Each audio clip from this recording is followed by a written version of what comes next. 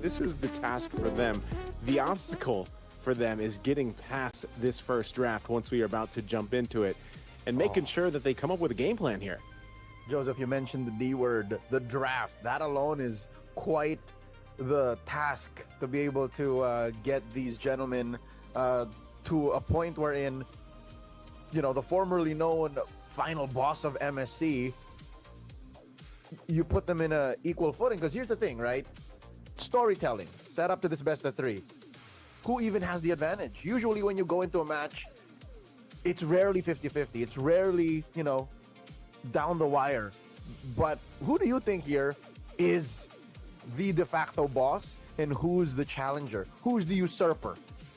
Oh, in this matchup? Right? Yeah, because Aurora has the rights to the finals. They have been there. But BTR, this is their championship season. After years of clawing for the MPLID crown, now they have it on their heads. Yeah, is this their chance? Is this their time in the sun?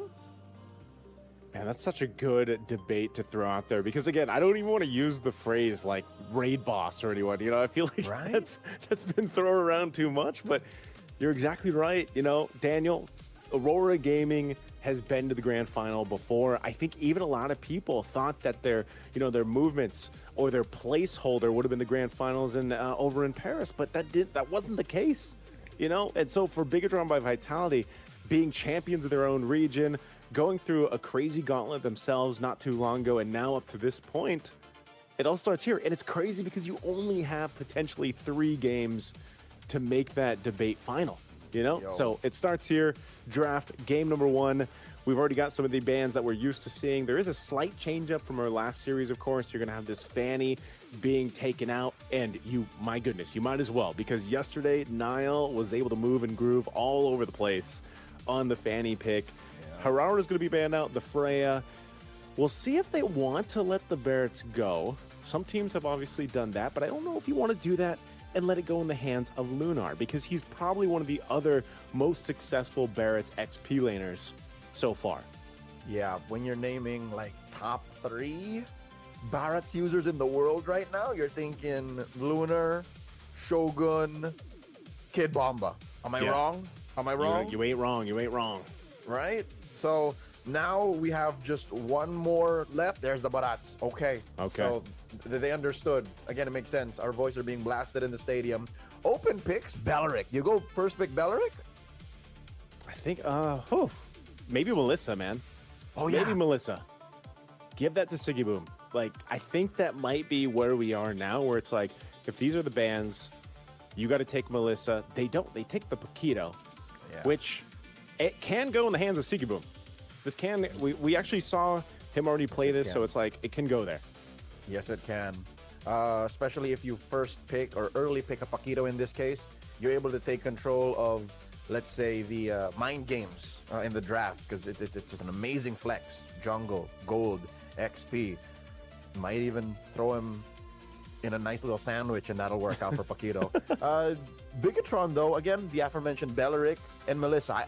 I would do it. I would go Belleric, Melissa. Why not? Or yeah, if it tickles your fancy, an early Esmeralda. Why not? Yeah, I think that's a good question. They don't do either. Wow. Okay. Nile diff. Earlier we had a Kyrie diff. Now we got Nile diff, man. Nile diff, TNZ diff. They're sitting side by side. They're cheering for different junglers. Must be an odd ride home. Here we go. Aurora Gaming, they pick up the Belleric. We hyped it up so much, we forgot that, you know, the maestros, Selena, is still out there. And, of course, Nanael's Nolan, the burstiest of all burst heroes in the game. What do? Do you answer with a mid pick already? There's really no one safe to clear out those bushes. Do they go Uranus? No, Uranus isn't as high of a pick here because the Barat has already been picked. He's banned out as well, yeah. Oh, there it is. Yeah, of course, right. Yep. How do you clear out those traps? You're going to have one of the tanky dudes to be able to do it. Unless, you know, there's a different way. I don't know. Could be a different approach, but right now, they're just going to go ahead and grab themselves the Melissa. You picked this out, but you thought it'd be on the other side. But yes, like you said, you got to respect what Bigatron by Vitality has showed us so far. Hey, if there's anything I know about Midnight, it is all about optimization. Hey, you left two of the strongest picks on the board. We'll take it. How does Bigatron by Vitality close out? Red 3. You take your roam? How do they answer the Mel? You need someone to dive the Mel. Yeah. Or is the Selena enough? Selena might help. Okay, based on what we saw yesterday, the hands of the Maestro, they went with this. It looks a little bit different because the Fanny was banned out, but this is kind of what they had too, right? They had Moreno with the Selena. You already had the Claude go in the hands of Emon, but instead of the Nolan, it was actually a Fanny, but that being banned out. Plus, they had a Uranus. That's the other thing. Uranus got a Concha, so I wouldn't be surprised if the Gotf also gets banned out from Aurora Gaming, just to kind of cover that base, because they do need now a tankier kind of front line to help this all come together if you're Bigatron by Vitality. Yeah, and Coach K-Dot has also taken out frontline options. I think he's not so worried about that, especially since they do get whatever's left in the pickings on Red 4. Aurora Gaming, though, again, you mentioned Gotf. Who else is like a frontliner? Hylos. We're mentioning Revitalize roamers. Belleric is one of them too. Like, you could do that. Or there's someone who could dive the Melissa. Get that out of here. The glue. A flicker glue who would, you know, take T minus 2 seconds to mount Sigiboom here if ever he does find the chance. Yeah. I think of the other thing. Well, the Raphael is gone. It's Bigatron that bans that out. Was going to say we've already seen the Minotaur. They decided to ban that out. So I don't know what's left that they want to go with. We did see, again, Matilda do a whole lot. I'm not sure if that's where Finn wants to go again to bring out the Matilda. The Esmeralda will get banned out because they know they're playing with shields. So yeah, I don't think if it's grabbed here, Aurora, do they plan to take a Matilda here? I think both teams are kind of eyeing the Matilda. Mid Matilda for Aurora. Maybe BTR mid, yeah. By Vit, yeah, we'll go roam. Matilda. Coach K. Now, ball's in his court. Oh, wait, I guess there's still Valentina for Rosa, too. Yeah, which I think should be fine. He picks up a Circling Eagle. There's the Matilda. I think it was safer for BTR because sure, whatever. Rosa does play a mid Rafaela, but I think that's a special case. A mid Matilda, I can count in one hand. Not because my other arm's broken, but in one hand, how many people play mid Matilda, right? So maybe not. Leave it to Aurora though to be on that hand. Technically, after what we've seen, I don't know. If they Valentina, then they can still do that, right? Technically, that's true. Like cosplay. Half the time. Yeah. That might be the case. Now that the Matilda's brought up, I kind of expect Valentina. What else do they need? We need to see a XP lane. Okay, it's going to be the Ruby. Ruby comes through. There's Valentina. All right, so that's the plan there. Saw that a mile away. Yeah, I saw it too. Okay. Nile. We still need an XP laner. The XP laner. Shogun. Show it up, Shogun. What you got? He's facing off against the Ruby. They know. Yeah, the Ruby, yep. So they know. What does he want to play against a Ruby? We've seen... Yeah, maybe Phoveus. You wouldn't want to pick Sora here, right? I mean, Sora's open. No, the Valentina, bro. He's going to eaten alive by the Valentina. Yeah, but maybe that makes it harder to go ahead and choose either Shifting Skies or the Circling Eagle. I'm not sure, but what else does he have? There's so many XP laners actually banned out. Phoveus is the only one. Yeah, Phoveus might be the only one. Makes sense. And again, it's another kind of easy proc way to get to the Melissa. There it is. Yeah. All right, the Phoveus. So I don't know, man. Both lineups are really good. Phoveus, though, popped up, I think only... I can only count that on one hand, too. I think it's only 3 times. This might be the 4th time that the Phoveus comes through. Maybe a total of like 10 times, even getting, games from Paris. So that's how hard the Phoveus fell off. Yeah, he just fell into the dirt, but... I don't know. This could work just because, again, what we saw previously from teams that have drafted in the Matilda, it extends these fights and kind of gives you a lot of avenues to move around with. I think that's one of the upper hands of the Matilda and why we see some teams go ahead and prioritize that. Now, with Valentina in the hands of Rosa, I will say, probably the best Valentina we've seen so far throughout the tournament. Very fancy with what ultimates are stolen and how they're utilized, actually, in the hands of Rosa. So you guys can let us know too who you think's going to get the upper hand here. We're jumping into the Land of Dawn. It's game 1 in this semifinal match between Aurora Gaming and Bigatron by Vitality. Again, the team that wins this will move forward to face Onyx in the grand final, and the team that loses will play in the 3rd place match. I love the stories for both teams coming in as this bout. Again, Aurora Gaming holding on to that final boss status out of MSC despite dropping in the top 8. There's still a team to be feared, reaching new peaks. While BTR, they're still trying to, bask in that glow of their championship season. First across the river will be BTR Vitality. You can see just the priority Matilda gets, despite, in my opinion, BTR being a little slower on the uptake because their side lanes are kind of difficult to work on. It's the mid that they have priority over. At least they can rest their laurels on that. Oh, wait. Moreno finds Rosa, forces a flicker out. I call that a technical knockout. Yeah, that's good. This is what you kind of expect, Leo. If you just get a battle spell out before that first turtle, I think that's, value that you can't deny. They do get that out of Rosa, which, again, not having it doesn't mean that we won't see Aurora Gaming contest for the first turtle. It's one of the things. You just get to level 4. You might be able to go ahead and get some good usage out of an ultimate. But one thing, too, is Moreno, man, with the arrows. This is why we have talked about just how good he is on the Selena. Such a maestro, literally, with the Selena. And we saw it, yesterday, man. It just seemed like he was making these crazy angle shots with the Abyssal Arrow, which then just allowed Nile to kind of swoop in and make it happen, So hopefully there's a plan here for Aurora. You're talking about the young 20-year-old Marcel Juan Moreno Sinolunga. As early as 2023, we've seen him, punch way above his weight class, at least in terms of the Indonesian realm of Mlbb. But now he's on a world tour. But as we were, speaking his praise, Aurora just snuck that turtle through. Tienzi gets it. Shogun with the flicker coming in, engages. Whoa. That is a by Rosa. He's in too deep. Bigatron draws first blood.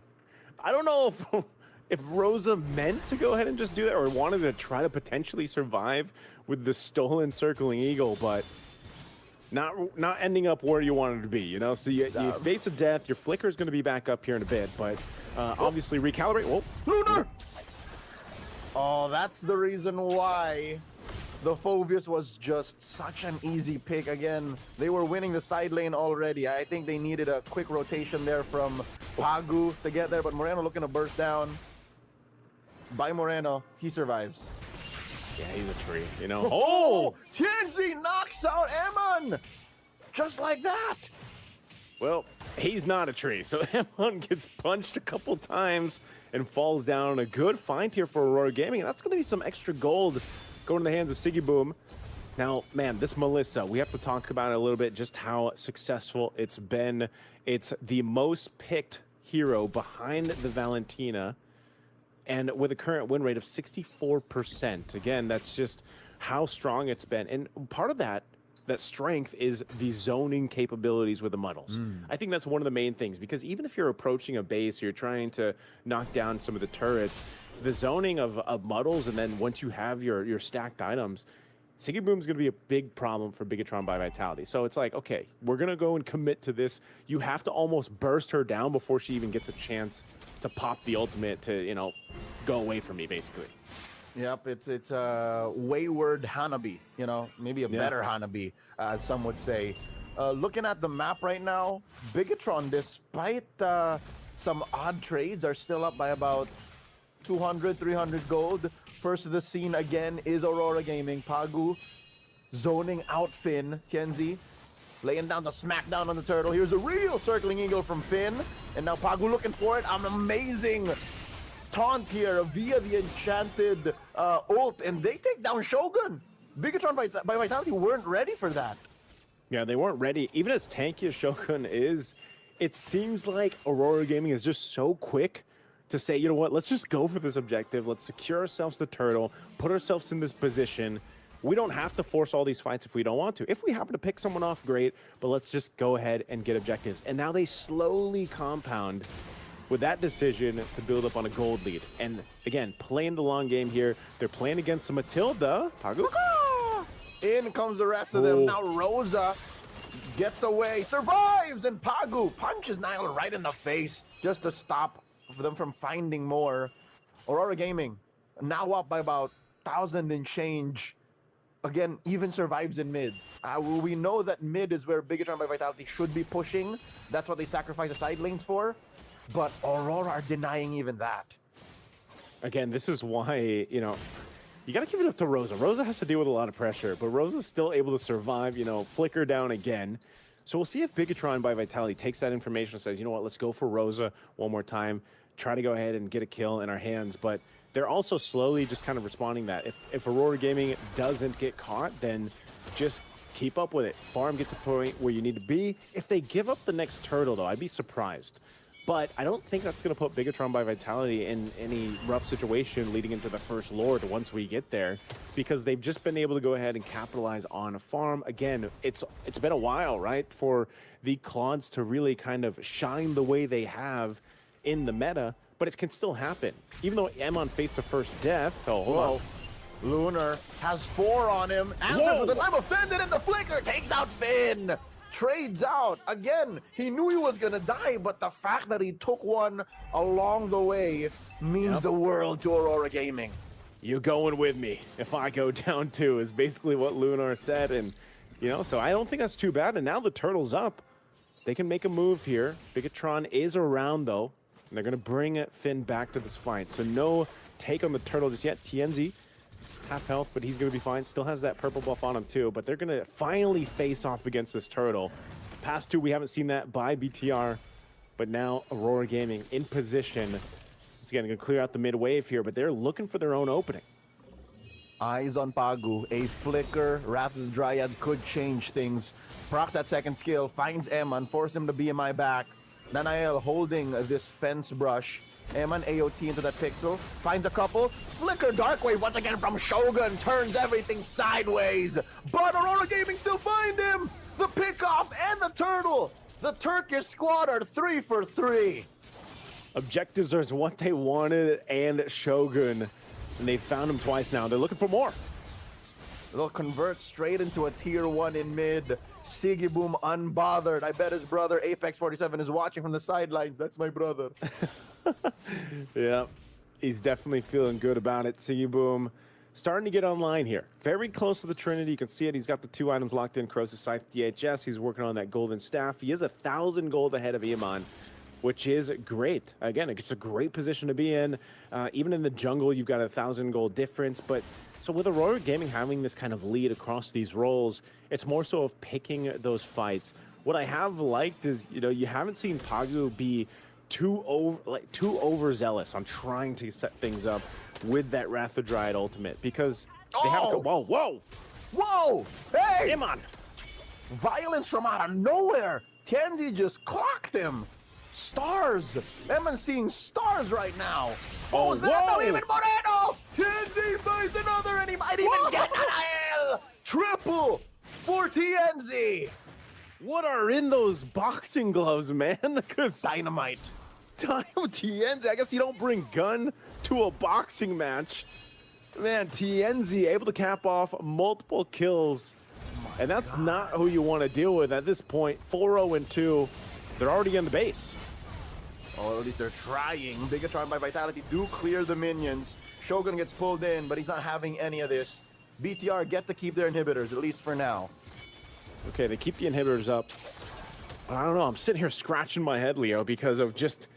What do you do when you're getting bursted down that much? Who's going to be the one to face that front side? And I think that's why giving those early deaths and kind of delay on the tankiness of Shogun, because he died early on, really alleviated that pressure that Aurora Gaming had to deal with. And now, this should just be a lord for them. Joseph, here's the thing. It's not even real tankiness. Again, the reason why Afovius is able to hold a front line is because he's spell vamping. He's taking a little bit back, right? But Rose has anti-heal at this point. I don't know if Pagu has a dominance ice. He should at this point. And then Tienzi's burst is ridiculous. Yeah, Pagu might. As cool as a flicker dark wave is coming from Shogun, you can't beat real tankiness, real front lines. If anything, Pagu's the only thing that's here. That's the closest to that definition. Yeah, that's one of the main things there is, again, I think if you're trying to scrap up whatever you can, if you're Bigatron by Vitality, it's kind of holding on up to this point because you don't want it to get out of control. You already have to deal with this Lord here, Leo. So you've got to deal with this Lord, maintain yourself in the game. Emon needs time to go ahead and catch up. They just don't have the itemization. And now this Lord charges in. Should take out this bottom turret as it does. Here the waves are pushing in. Lunar looking for a lethal I'm offended. Circling Eagle comes in. Plus a few Infernal Pursuits out of Shogun. They keep themselves up. No one has fallen just yet, but I can't say the same for the inhibitors inside BTR's base. The Lord gets taken care of. Couple of ults still online for Aurora Gaming. They can still find that flicker. Wrath of the Dryads, but they will hold out. Again, the discipline out of the Turkish champions. They might attempt this, though. They have a wave pushing in. Unless they go for an I'm offended combo, let's see if they can end it. Arrow thrown out. Flicker, Dark Wave once again from Shogun underneath the base. Pagu takes too many hits, but Eman falls first. 1-for-1 the trade, and they're still up. Shogun falls finally. Sigiboom gets free hits on him. Rosa with the flicker. Reposition, and now the back line. Sigiboom finds a couple, and now the base is exposed. It's just Moreno left, and he doesn't even want to give himself up. Aurora at match point. Aurora Gaming with a dominant game, number one. You can see the smiles on their face and the celebrations because, man, oh man, did they give it to Bigatron by Vitality here. And Tienzi, again, what were in those gloves with the Paquito? He was just bursting everybody down. There's going to have to be some changes here, of course, on the approach for Bigatron by Vitality going into game two because it was just a quick one. Let's go ahead and throw it over to a break before we head on over to the panel.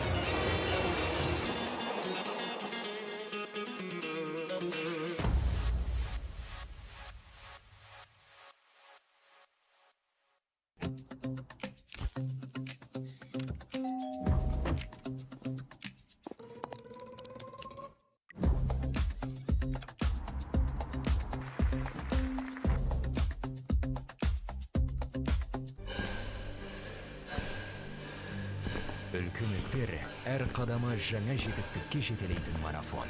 Біз осы жолды сіздермен бірге 10 жылдан бері жүріп келеміз. Тимур Құлыбаевтың халық қайырымдылық қоры. Центр кредит банкымен сіз қарапайым және заманауи шешімдердің ортасындасыз. Нық сеніммен жаңа мүмкіндіктер ашып, тексерілген сапаға сеніңіз. BCCKZ мүмкіндіктерді кеңейтіңіз.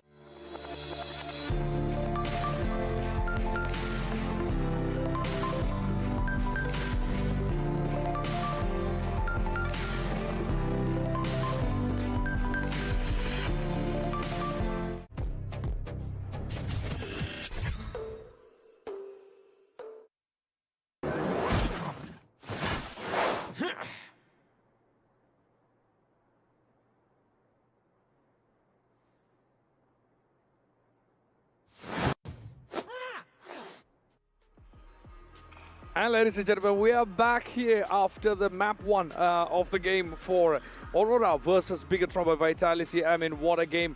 I mean, it went really fast. I think it didn't go that long, but Aurora has taken the first win for this one. What do you feel? Yeah, what do I feel, you're asking? I feel nothing, because it was based by the book from Team Aurora Gaming, and they just cleaned, and that was very well executed from the draft-wise and from the game-wise. Yeah. We've been having here beautiful analysts as well, saying that the draft was actually win for Aurora Gaming, and it was pretty and easy going, I would say, for Aurora. They've been leading entire 10 minutes. Indeed, I mean, the early game was slightly to the Aurora, but then towards the end, I think Aurora actually really nailed it. I would say Melissa, one of the heroes that we've been talking about, was taken by Sigibom early on. I mean, that was a good move for Aurora right there, during the drafting phase. And then, of course, and then the Paquito and Valentina combo as well. I mean, good picks for Aurora. I think the Bigatron actually went for more of a scaling draft, when Aurora was more of very much attack mode. And of course, let's not forget Freedom for being the general partner. I mean, this Mlbb is so much fun thanks to Freedom and bringing this 4 games of the future. Big shout out to that. But a great game, great performances by both the teams. I mean, we are at 1 map down. The next map is going to decide who's going to be taking, or if there is going to be a 3rd map or not. Do you see how was the last game for you? It was, like I said, it was clean decision, clean execution from the Team Aurora Gaming.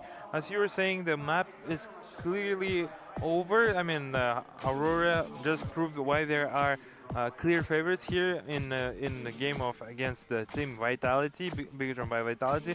But nonetheless, let's take a look how they're going to do here now in the second game. Maybe again, remember by Bigatron by Vitality, they were losing yesterday. The same way to the Pro Esports. They lost the first map, and they surprised with the second and the 3rd map. Maybe it's still the case here at the beautiful Jack Arena. We don't know yet, but we'll definitely get to know it quite soon. That's true. I mean, we got the highlights up on the screen right now. We are watching around 4-minute mark where the kill points were 1-2, where Bigatron had its slight edge, but then it was neutralized by Aurora soon after that one. We were not seeing much difference in the gold farming for both the teams, and it went on to the tie 3-3 even by around 7th minute, and then it kept going for Aurora Gaming. I think from there, I mean, that was a good pick. And TNC again. TNC did a good performance for this one, and let's not forget Shogun as well. And this was the base attack at the moment. We were kind of in a thought that they might just take a step back and then regroup, but then I think towards the end, actually they went for it, and then they took the base down. At this point, they had a huge lead as well, 9-4, right? Yeah, I mean, tell me when TNZ was not performing. Yeah. Tell me when he didn't perform. I think every time when we see him, he always performs and he overperforms. It just, as you can see, there's a scoreboard here. Yeah, like what you were saying earlier, I mean, they got the turtles, they got the control, and slowly but surely they were getting 1k to another 3k, and then Explorator to 7 to 9k. There we see TNZ again with a 504, 9 kills per 9 kills per display out of 11. He's been always there to do well. That's true. I mean, the game time also, we are looking at 11 minutes 30 seconds. It didn't go that long. And TNC with 5 kills, 0 deaths, and 4 assists, that being a part of 9 kills for the team out of the total 11. I mean, that's really great what we are seeing there. And also the gold advantage, I believe Aurora had approximately around a 10k gold advantage. I mean, that's a huge advantage for Aurora. I believe it's even more than 10k. Yeah. I think it's more than closer to 12, I would say. Right. I mean, that's a big advantage for the team itself. So, I mean, we couldn't miss that moment towards the end around the 11th minute. But let's not forget to make our life, our real lives easier thanks to Yandex Go. And make sure you scan the QR code up on the screen. Download the Yandex Go and get all your things in one place, in one single app. Don't forget to check that out. Big thanks to Yandex for being a partner for Games of the Future. I mean, Bigatron also actually did put up a fight, right? I mean, for the last one. They definitely gave a fight, but that fight was not what they wanted. Yeah. So let's hope that we get to see another games. I mean, there's a total comparison between Nile and TNZ. A little bit different roles, but nonetheless, we see the hero damage from TNZ, more than double amount of that. Yeah. The damage being done by TNZ, and the kill KDA pattern is like 9-0 to 2-0 actually, and also the gold advantage is closer to what 3.5 I would say. Yeah, and Nail had 100% kill participation. That's 100%. Yeah, I mean, but his kills were not that big. I mean, don't get me wrong. He did phenomenal. Nail always on the top of the leaderboards and stuff, and he actually does well. Just unfortunately, this game was not in his favor, so it just overall was a difficult game to do anything. We'll see how they're gonna do in the second game, and we'll see how they can adapt against the Team Aurora. And we see meanwhile TNZ, 82% of kill participation. He missed on 2 kills, but he has 5 kills and 4 assists. Always 900%, 900 GBM, 920. Always in the top of the leaderboards. Yeah. I mean, TNZ is always popping off. I'm pretty sure he's one of the guys who has a lot of kills and a lot of potential, I would say. I mean, we are talking about TNZ, who is one of the players who consistently performed for Aurora Gaming, just like how we are talking about Onyx as a team. Like, they've been on a roll just like TNZ for Aurora. I mean, as a player for the team.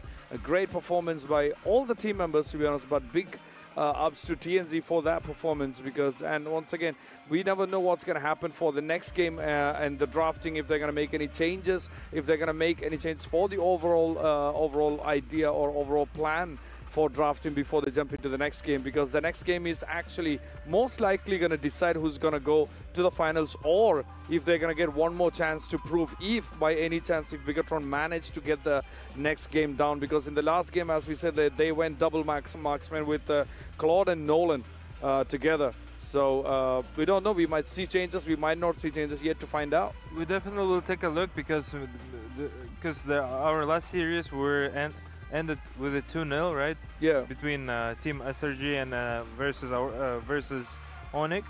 Yeah. Is it still the case? Aurora gonna do 2-0 again, and we'll get to see the finals, and it could be a very quick day for today. That day number 3.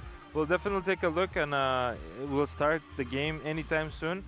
Meanwhile, the teams are getting ready and preparing the strategies. I mean, they are here at the edge of not elimination, but moving forward. Are they going to go to the grand finals, or are they going to fight on the 3rd place? We'll get to know that quite soon. Yeah, I mean, the next game is going to be crucial for all of us. And also, I was actually expecting more of a longer game, considering how both of these teams performed yesterday for their respective matches. So, but today, I think the first game didn't last that long. It went like 11 and a half minutes. It didn't even get to the evolve load. I mean, I would love to see the evolve load for the next one, at least to have a really good fight and to have a really treat of the visual up here on the map 2 for second game of the semifinals. And once this is done, we'll get to know who's facing who. And by the looks of it, at the moment, Aurora has taken the lead for the best of 3 now. And we still got one more chance to see if the Bigatron really got a chance to move to finals, or if Aurora is gonna repeat the same thing as last year. Yeah, for sure. We'll definitely take a look how they're gonna do, because they need to step up. Maybe we'll get to see the second game on to be a 1-1 and there will be a comeback. There's still a chance. It's all that matters to the Bigatron. I mean, they were losing the same way yesterday, 0-1, and they managed to come back on the game 2 and game 3. So they are experienced, let's put it that way, of being a one match point behind and being giving a match point to the opposed team. Yeah. We'll definitely see how they're gonna do. Yeah, I and how think the they adapt. MVPs on the team are like after every team or every map goes, they are distributing MVPs to every player as they go. Because yesterday we saw Iman and Nail grab the MVPs, two of the players from Bigatron. Today we gave it to TNG, I mean, from Aurora. So we never know what's going to be the next map. I mean, who's going to take the next map? We still don't know. And Sigibam actually secured 2 MVPs yesterday, where we actually thought yesterday TNZ is going to get one of the MVPs, right?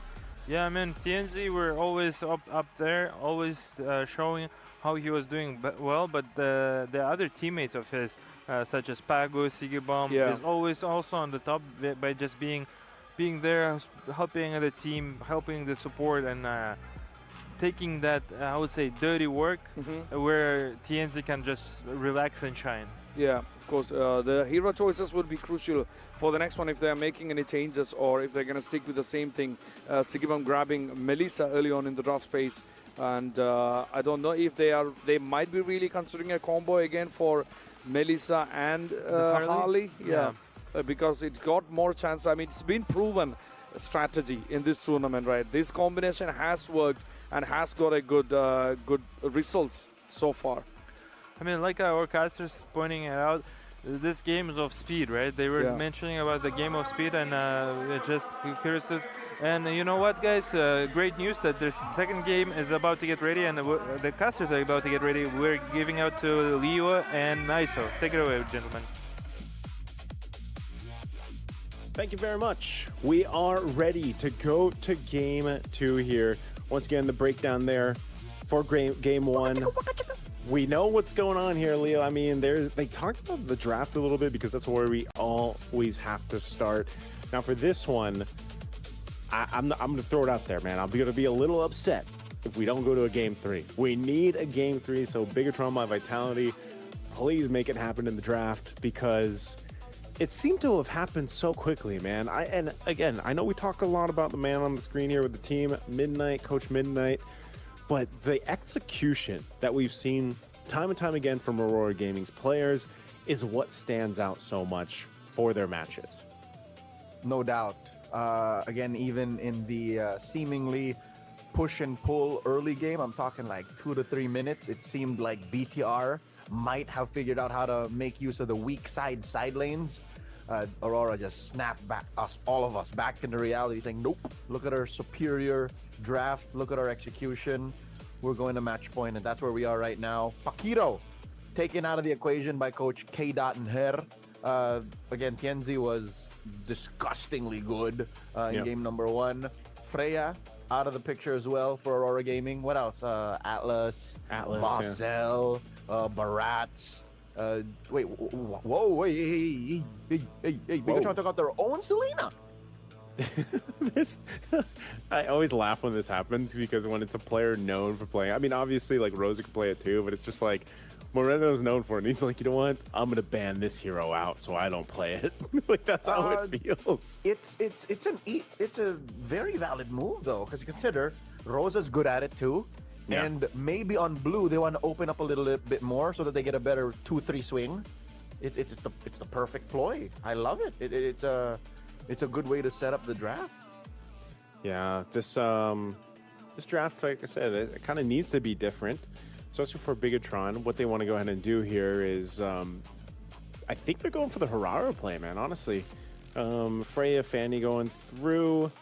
We might just see them prioritize that and give up that Belric, unless they decide to change it and want to take a Melissa for themselves. Again, that has been also something popping up for blue side. There's so many ways this could go because you still have Atlas and Marcel left out in the open. There goes the Herrera, so at least some of the openers are out of the equation. Barats is out there, so Uranus shouldn't be banned. You get rid of the Atlas now or the Marcel? or neither, so that you can trade for it again? I don't know. Maybe they take out the Atlas. And I feel like Atlas has just been permabanned through, like Games of the Future so far. Be surprised if it ends up coming through. I mean, okay, they go with the Barretts. Okay, so even if the Atlas is taken, it's like we can just do Valentina if we need to. Correct. Yeah, or just invest in a little bit more Purifies. So I like how it's the Barats ban first, because then Aurora would be pigeonholed into picking the Uranus to answer. So great start. How does BTR open with, again, you mentioned Melissa, Belleric, Atlas. Ooh. Yeah. Marcel. Marcel.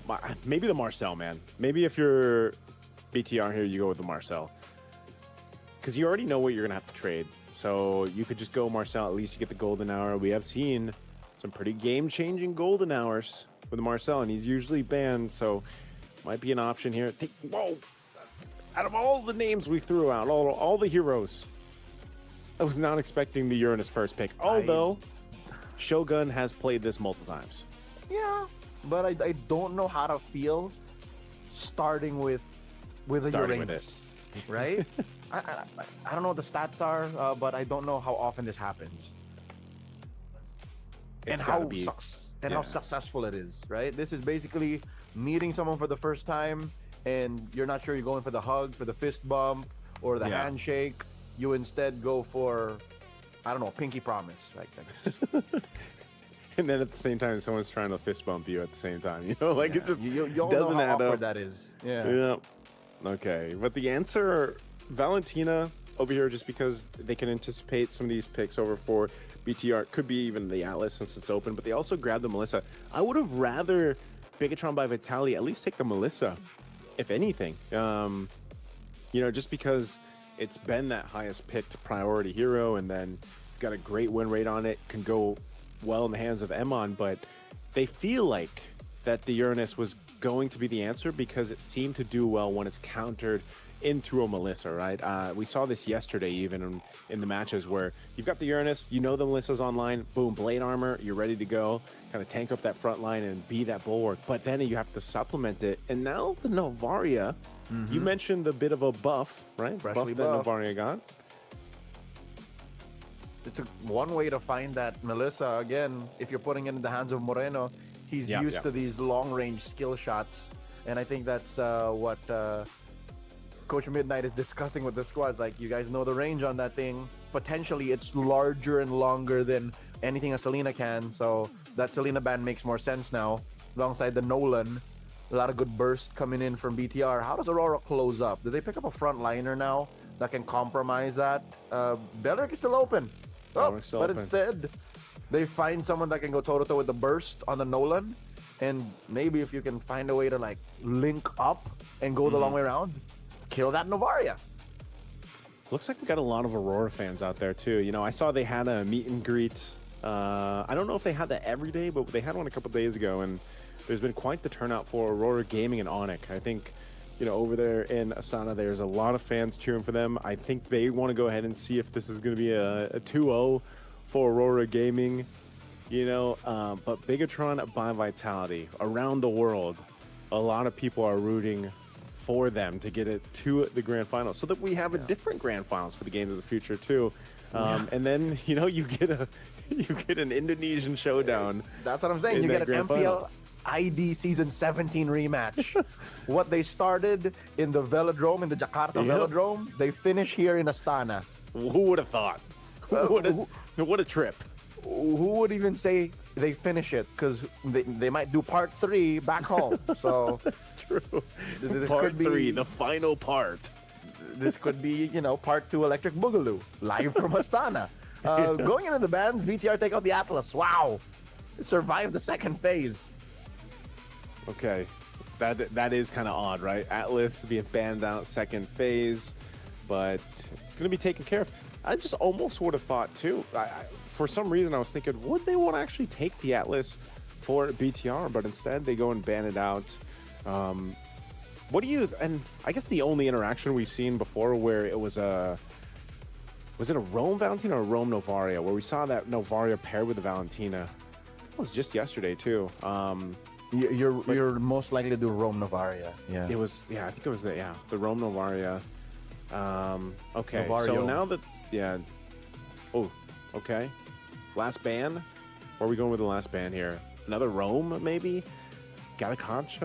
What else does Aurora Gaming want with this kind of lineup? It's very squishy. Oh, Cho.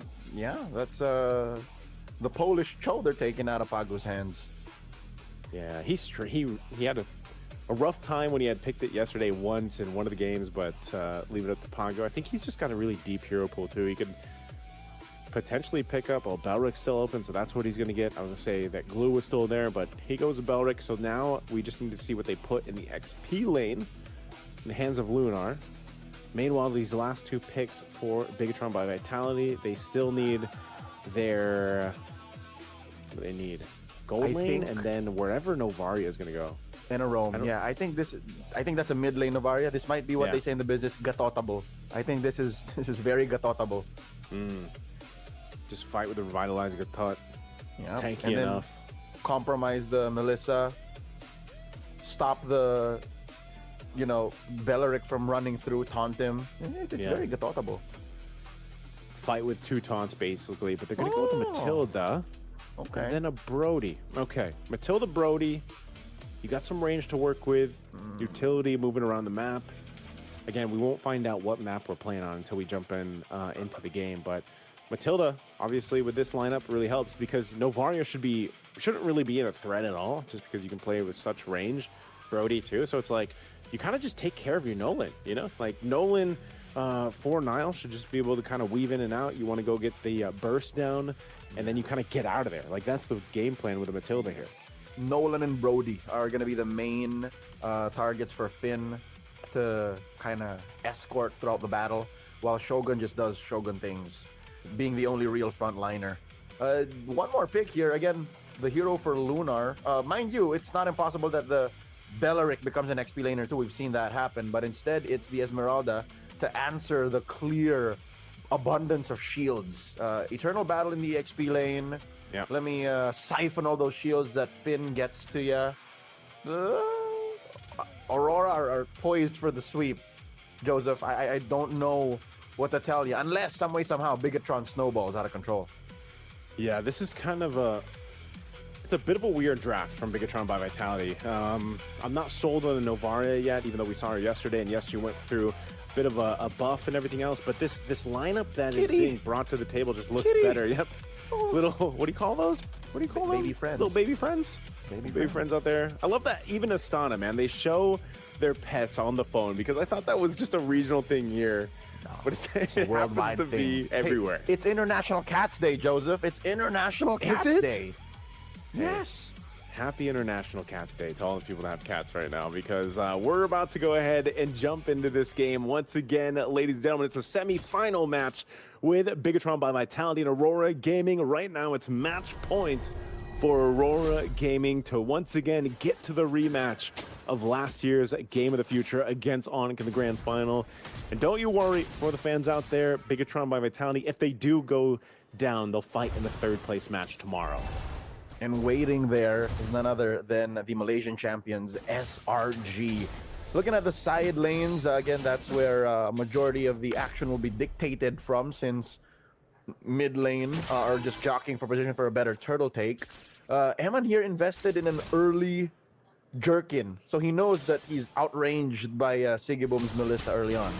Yeah. It's one thing that you have to be wary of. Again, this mid lane, a lot of pressure here towards Moreno. But again, you're not going to be too worried. You're fine here on this Matilda. One thing, though, too, is, again, Pagu, when he was introduced to us on this lineup by Aurora Gaming last year, he's one of the players who he's a playmaker, I think. And sometimes we've seen it before. I think that's why even when the Cho was banned, it's like, all right, sometimes Pagu, and this is just the nature of Cho, by the way. It's really struggles. But with a Belric in his hand, expect him to be aggressive. Expect Pagu to try to set up with a Wrath of Dryad. And I think whatever Rosa is going to take here, which is, I'm looking across, I think it's just the Circling Eagle, man. I don't think there's really anything else we can expect Rosa to take for an ultimate, right? Would not blink if he actually went for the ult on Novaria as well. I think that would be a very valid move, just to expose where everyone is from BTR. Like, that is basically losing battle. Speaking of, Moreno sets it up, but Nanael with the burst, and no clapback just yet from Aurora. Just like that, see? It was clear pickings where Aurora was, and that's why Nanael was able to go like, you know what? Let me yeet that turtle out of here. All right, objective secured. It looks like even in the gold lane right now that Emma's got the upper hand anyway against Siggy Boom. That's kind of to be expected, especially in that matchup, but if they can scale up, get that Brody the items that he needs, you know, even with a blade and the second item, I think it's going to be the Mlbb unless he does something else. Will he be the one to get the Sky Piercer instead of Niall, right? I think it's more so the Brody. Yes. To lock it in. 4 out of 5 times it's the Brody. Rarely do we see it on a Nolan, if ever they do share a lineup. So with that said, again, BTR have a small lead, solid lead to build off of. We're waiting for this next turtle to actually shift gears, because it's a minute out, upper quarter. Yeah. We'll see if even, you know, these two juggernauts down bottom can make it there. Lunar is out XP'd. Wow. Yeah, he's kind of having a hard time there. Even got the Dreadnought armor working in. No. Astral Echo laying down. Finn knocks up Pagu. Pagu forced to flicker back. Throwing apart memory, not enough stacks. Pagu survives. Yeah, Pagu's going to be able to survive. Good on him for there. 30 seconds away from this turtle, so Bigatron by Vitality looking to go ahead and pick up some extra gold across the map. Taking a green camp here from Aurora Gaming. We'll see what else they can make as they reset towards this top side now.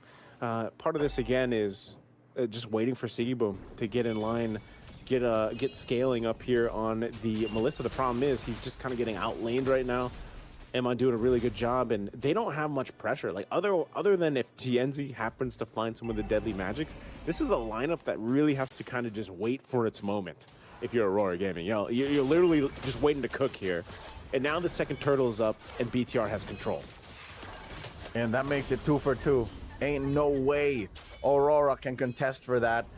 And I think you're right. They're waiting for Siggy Boom to come online, or for Rosa to steal the right ult, and for Pagu to find the perfect setup. So in the early to mid, it's a 2-step process for Aurora. All this while, BTR, all they're thinking about is Moreno scale up, Nanael has items, Eman can get stacks on, especially since Eman invested in an early Malefic gun. That is a stroke of genius. I really like how Eman here said, I lose on the range, but I can burst you down, Siggy Boom, especially since you're waiting for your power spike.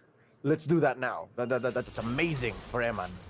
It's just extra reach, you know, that you have to go ahead and deal with, and kind of helps him, obviously, even in a sense of, again, he's all about distance, but even if he has to reposition, oh, they might do it here. And they find one. Pagu, he tried, he really tried, but the first blood honor goes over to Eman, and they're hunting down Siggy Boom, forcing him out. Oh, I smell a turret take up top. Like, this is BTR setting up for that smash. Yeah, this is such a good move here from BTR. Cut the wave, let Emon go ahead and push that in. It just feels like TNZ this game, how much impact he had in game 1 with the Paquito, you haven't felt anything from the Harley, you know, in game 2. And again, it's one of those things where it's like, okay, how long do we need to wait if you're Aurora Gaming? We've seen deadly magics being... Whoa! Moreno did not see that coming. I don't know if it was for a lack of vision, or he did not expect Lunar to take that angle, but Lunar just popped him. And Moreno was forced to use a flicker too. He still died. What? That was not very maestro of him. But I guess, yeah, he just didn't have the vision, man. I think that's one of the big things, but that is a kill. Going to the hands of Aurora Gaming. They might go ahead and try to push into this turtle. I mean, he's going to be back up, so if they want to go ahead and go for a fight, they can do just that. He's got the Astral Echo ready here. He does. They've already got 2 turtles in their favor, so they can go for it there. He drops down the Astral Echo. 2-man echoes exposing Pagu and Lunar, but I don't think that makes much of a difference. Those are the front liners. This is as 50-50 as it gets for the turtle. Bigatron are up by about 1,000 gold. Shogun comes in. Circling Eagle coming in from Finn. Knocks up one. Not enough. Again, they're looking for the re-engage. Pagu with the conceal. Lunar with the jump. Astral Meteor. Star Shatter misses. Oh, but just like that, BTR knows Aurora are out of range. Nanael takes 3 for 3. Okay, I don't know if Aurora Gaming really wanted to commit for that fight, but once they expended a couple ultimates or resources, it looked like they wanted to pull off, but then, you know, they just, I think it went down to, maybe we can retry steal it, but that didn't happen either. So really good 3 for 3 for Bigatron by Vitality in terms of objectives. Now they're going to be able to go ahead and focus elsewhere, but it's still, you got to give it up to Aurora Gaming. Despite all this, it's not some massive gold lead going in the pockets of Bigatron. It's just one thing after another, and I think still it's one of those cases we might see a 20+ minute game here with the way things are going, because Aurora Gaming can play this game. They can slow it down a bit, but again, when Lord comes into play, you know, I think that's where it might change, because on the base defense, you know, how good is this lineup to be able to go ahead and defend? Oh, Niall waited patiently for an opportunity here. Oh, this is a nefarious angle. He's not even gonna go for the recall. Oh, Aurora Gaming, massive Astral Echoes, but they space him out. He finds Sigiboo, but he trades out. Pagu with a taunt and the takedown.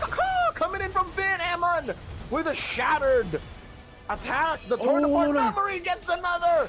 He clicks it at the right moment, taking down 3. Good trade for BTR. Really good trade, and Amon is online. Picks up a Sea Halberd too, and he's got that Sky Piercer. So, you know, he's got a couple on the Sky Piercer now. But I think even Lunar wasn't expecting that. He burned the Flicker too, but still went down because of the range with the Brody that Amon has. So really good placement there. You can see the difference. He's a 1.3k ahead of Sigiboom. So, you know, it makes sense. I guess this was worth the trade in the draft. That blue first pick, Uranus, given the space, you know, this is probably the best performing hero by Shogun so far throughout the past couple of days. You know, at one point he played Uranus back to back, and now he gets it in game 2 to hopefully get Bigatron by Vitality to game 3. The Lord is up. BTR will go ahead and start this one up. My God, talking about that Uranus on Shogun, what an intimidating paperweight. Essentially what it is. Even with the Astral Echoes, the Uranus just adds more to it. Instead of ending fights with a period, Shogun's Uranus ends it with an exclamation point. It basically just cordons off where Aurora Gaming can go, and it allows Bigatron to control range, to control engagements. That's why Amon is sitting at 3-0, which I think puts him at maybe 2 stacks on the Sky Piercer. They have just so much control over fights. Aurora have to find a way to play the map. That's the only other option. Yeah, he's definitely got the stacks here.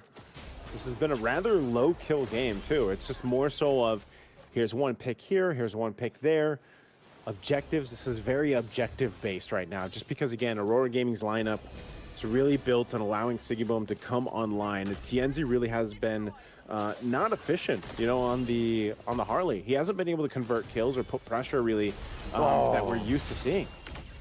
Look at this. Unfortunately, the range on Aurora isn't as good as well. They could not use the Holy Shield to take care of the wave, and Pop Lord, massive circling eagle. Pagu flickers in, pops the ult, but E-Man is the man, dealing way too much damage. Ushering in the Lord, taking down that inhibitor. 2 down from Aurora Gaming, and Joseph, we might get what you've been asking for oh so dearly throughout the night. We might go to game 3 as Nanael goes under Rosa, but he takes down the Rose Queen.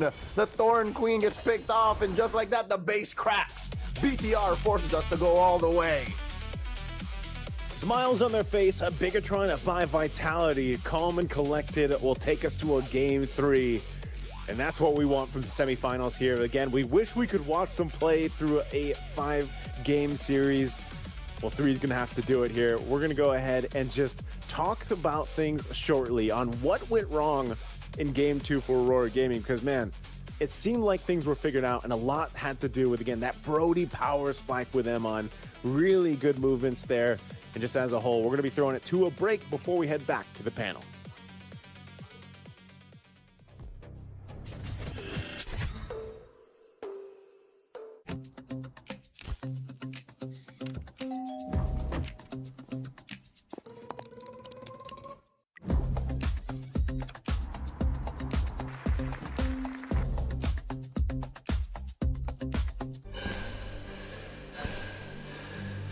Үлкен істер әр қадамы жаңа жетістікке жетелейтін марафон. Біз осы жолда сіздермен бірге 10 жылдан бері жүріп келеміз. Тимур Құлыбаевтың халық қайырымдылық қоры.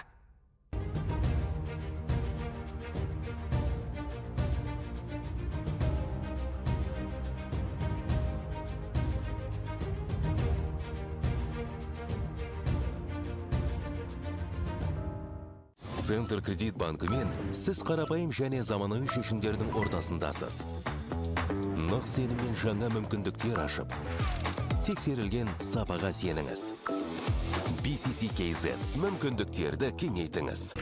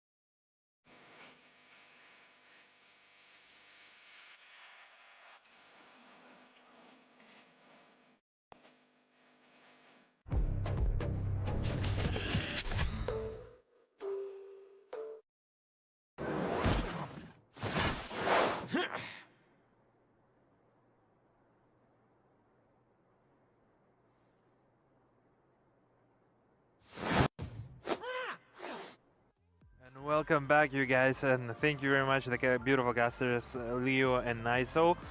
Yeah, what a game! 1-1 from the both teams. Like again, like I was saying, Bigetron by Vitality, they made it through, and they came back 1-1. What an amazing series! And what do you expect from the third game now? At this point, I can't tell anything because, I mean, they have taken it to the third game. I mean, we have a tie at the moment now. Now this is getting more and more interesting because we need one more game, and that's going to be the decider to see who plays out and comes on top after the next one. Yeah, just like I was saying earlier, how they were losing the first game and they pulled it through on the second game. It reminds me of yesterday, and you know what does it remind it? It reminds me of Freedom. Thank you very much for sponsoring and being a general sponsor for this entire MOBA Mobile. Because of you, this all beautiful venue and all the players are here because of you. Thank you very much for making everything possible, and thank you once again, guys. Yeah, like I said, it was the same way they were losing yesterday, 1-0 to Pro Esports, the Bigetron by Vitality. Yeah. Now they pull it through another second game, and they were holding the entire game on their hand. True. And they just finished it off entirely. It was really awesome performance, and I would like to see them on the third game just the same, or it will be an upset. As you were saying earlier, Aurora is going to win the third game. Let's take a look. What do you expect? And meanwhile, we'll see the highlights. Of course. I mean, we got the highlights on the screen up now. We had some interesting picks in the draft, which we'll get into after the highlights. But Bigetron actually really did good in this one. They were up for a challenge after the last game where Aurora actually overruled the Bigetron. But this was a good challenge for Aurora as well from Bigetron. Now this is a proper game that we are looking at. The next map, third map for today, the fifth map for the whole day, which decides the next contestant for the finals. So we'll see how that goes. And around the 10 and 10.5 minutes here, we are at the game at 6-2. I think this was very chaotic. This is where it all ended. I thought this would go really long, but it didn't actually go long. Even the first game, I don't think they took it really far. I mean, this was an easy kill at the moment, the easy win at the moment. But yeah, Bigetron took it very quickly, I would say, for the last game. Here we have the stats on the screen. We're looking at Bigatron with 7 kills against 2 with Aurora, and good play by everyone. I think TNC didn't really do good with the for the first time, and with the Harley, to be honest, which he picked. I had a really good hope for Aurora when we saw the drafting. We had Harley and Melissa with Aurora, but yeah, I mean, anything can happen this time. And Valentina as well. Yeah, don't forget to mention those 3 heroes are one of the most picked heroes here at the Game of the Future here. Meanwhile, we see 006 from Finn, 501 from E-Man, and Niall with 214 with the KDA of those. I mean, what an incredible performance overall from the Bigatron by Vitality. This entire game they showed why they're here and why they are ready to also show and improve Aurora. I mean, Aurora now once again they're losing a game and then making a 2-1. They're playing on the edge, and I'm not sure if they want to be a champion, because like yesterday Pag was saying, I want to make 3-0 and I want to be a champion here and make a revenge. I mean, how you can say that if you're losing games like here and there? And I mean, you lost. There was a really tough series against the Team Falcons. I think there's going to be again another very hard series against the team. What is it called? Team Bigatron by Vitality. But you know what's also what's not hard? Not hard is to watch the games at the Games of the Future on our digital-plus.com. And you can watch all the games there and all the series, all the matches, all from the different disciplines. Could be soccer, could be basketball, could be Just Dance, could be Dota 2, could be anything. Anything that you desire, you can watch it there. We have the stats up again up on the screen. Sigibom and Iman. Iman actually put up a really good fight in the last game, as we can see at the moment on the screen. We have hero damage very close, to be honest. I mean, 5k, only difference in the 5k, and damage taken more by Sigibom. I mean, we are talking about the twice MVP last day, Sigibom, yesterday. So, I mean, but let's say good performance by both of them. That was a really good fight between them, to be honest. And if you look at the picks, again, going back to the drafts, I really had really good hopes for Aurora when we saw Melissa and Harley on the same team, where we saw Serengo Red Giants yesterday took it clean win. I mean, 2-0 with these two power packs. Two combination of heroes. Yeah, I would agree with you on that, because this is the first time from the entire playoff I remember those 2 heroes are actually losing, because I haven't seen they losing together. I've seen they losing separately, but I haven't seen they lose together. Nonetheless, it would be interesting to take a look who's gonna be a winner, because on their last series, I mean, Bigatron by Vitality, they won the 3rd game against the team of Pro Esports, even though they were losing 0-1. Same could be talk about the team of Aurora. They won the 1st game, they lost the 2nd game to Team Falcons, and the 3rd game was really tough game, and they pulled it through, and then they won it on 27th minute. Yeah, of course. And looking at the picks again, I mean, we had Esmeralda. I mean, that was a good pick. I thought would go well with Aurora. I mean, to keep them towards the push them to the last end of the game. But let's not forget, we got the MVP, of course. Eman did great with Brody. I mean, that was good play by Eman for Bigatron. 86% of kill participation. He missed 1 kill, and take a look at his GPM, man. It tells us it's Aura. 888, it's Aura. Also, he has big fans here at beautiful Jack2Jack Arena here in Astana in Kazakhstan. People were cheering his name, people were shouting his name for the reason. That's why he is MVP on the game. And now let's see if he can stay still MVP against TNZ, against the Rosa, and against Pagu, against a whole Aurora squad. Right, and I think the when the game started and went in towards by the around 7th minute, Bigatron really had 3 totals down with them. So I mean, that was one good advantage that Bigatron had, even when it went past the 7th minute. And also, I mean, there were many heroes which actually remained when we compare it with the first map. for Aurora. Valentina was still there, Bellaric was still there, Melissa was still there, and added Harley to it. So that was a good mix, but I mean, it didn't really pay off, especially Harley. TNZ, it's a dangerous combo I really thought would work out. I mean, TNZ skills plus Harley as a hero, that was a good combo. I mean, but apparently, I mean, it didn't work. It doesn't always work out, right? I mean, there has to be some games where you cannot actually excel. Of course. I mean, now it's I would say going to be mind versus mind. Yeah. I mean, why do I say that? Because it's going to be depending on the draft. I think now the draft plays a huge role because you guys are banning a couple of heroes, and now also you're picking yourselves a couple of heroes on the first pick and second pick. And I mean, we'll definitely take a look, and I think it's going to be mostly on drafters, because two teams they are equally to the similar level, similar playstyle and stuff.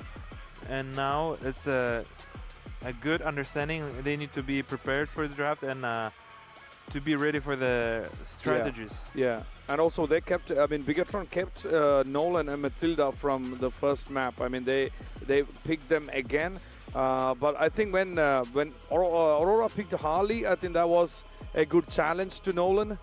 But apparently it didn't work out as we saw. But I mean, you can't know. We might see some. I really possibly can see some changes in the TNZ's picks for the next one.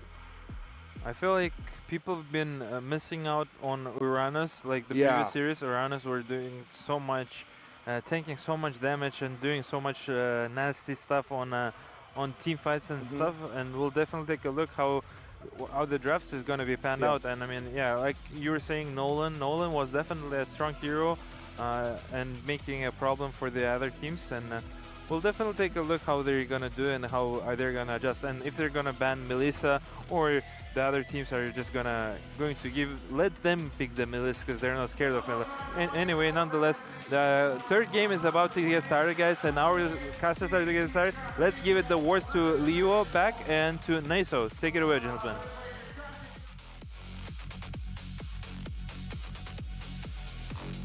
Thanks so much once again to the panel there, Ilyas and Heidi, for breaking it down with us for Game 2, because yes, we are going to a Game 3. I manifested it. The fans out there manifested it. Leo, I hope you manifested it too. We're going to Game 3, man. I don't deal in what ifs. So today, we just see who makes it to the grand finals. Do we see a rematch of last year's Game of the Future? Or do we see an Indonesian rematch? Are they taking what they started in the Jakarta Velodrome and finishing it in Astana? Or something else down the middle? Again, it could be a different Aurora and BTR that makes it to the end of this. Let's see if they change any tunes. Speaking of which, here's a new tune. A Uranus banned out early. Yeah, I think you need to take that out, man. Again, most successful hero, I'd say, for Shogun so far throughout the Games of the Future 2026. We saw it in action previously, but it was just the way that Bigatron by Vitality played in Game 2 that really got them that victory. And again, the Brody, from Emon really making work. And just as a whole, I think if you're Aurora Gaming here, that first pick blue side is something you can play into. Now, is there potential, because it's Game 3, it's pretty much essentially down to this one game, that we see Aurora Gaming do something weird here? I'm talking about in the draft. Again, when we say weird, most people will remember that first time we saw the Rafaela come through. But now that's not so out of the ordinary. That's not so out of the box anymore, because the Rafaela, the Matilda has popped up more often now on these compositions. They take out the Melissa. This looks like it could potentially be going for a first pick Barretts though. And then they build from there. I think that's might be where they go. Unless BTR gets rid of the BRT, because that could be the red 3 ban. It has to be. If not, what else? Since especially the Uranus isn't there anymore to answer. Yeah. You know what I mean? Like as a piece for piece, tit for tat kind of move. So then Aurora takes Marcel. Oh no! What?